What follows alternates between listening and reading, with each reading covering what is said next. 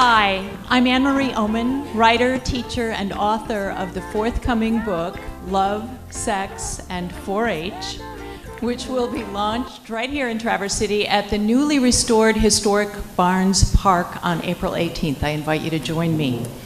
Today, I'm reading a very special poem that I created just for Picnic at the Opera. It's part of a series of poems, flash poems, about food and meals that changed my life. And I invite you to join me by thinking about food and meals that have changed your lives.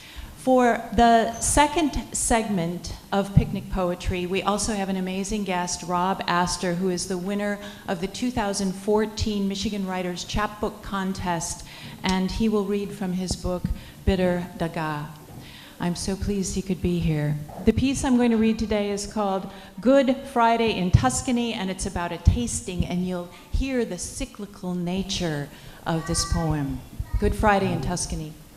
Even more than that meal in Spello, in Tuscany, in Italy, it was the sun on the wall, the sun on my body. There I was on the cheap, but for that day, a tasting of oils and wine, my mouth slick with first raw pressings from a place where the sun fell against a wall built by Romans. And the trees from which the olives were picked were older than the walls. The trees were older than even the walls. The sun was older still, but the wine young, those tangy reds, the talk of tannins and trusting. He said, trust the taste, and there was bread with a crust the color of bark, and inside the color of salt. Taste, he said, taste again, and I did, and again, and still it was the sun, that cool spring sun. Or was it the walls?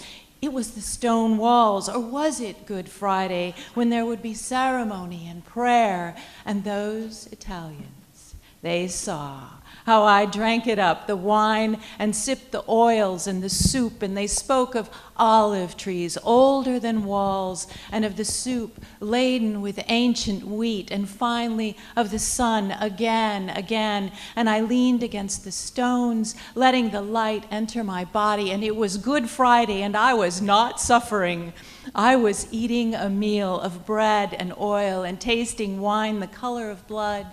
And it was irreverent, and it was resurrective, and it was pattern, a repetition so that time did not matter. Time was a life shining, leaning hard against the wall, all that light on the great stones, and the oil in my mouth, and the wine on my lips, the sun, the way it can take you in, like you take it in, like lovers, like appetite, like sustenance.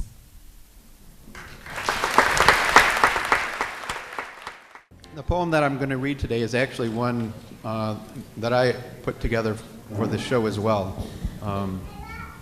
It's titled As If Color is Sweetness.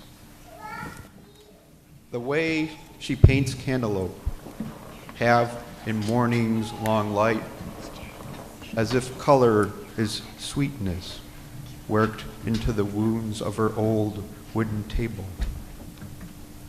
Each morning she goes to the market, selects what fruit she can find, and with her broken brushes works well into midnight.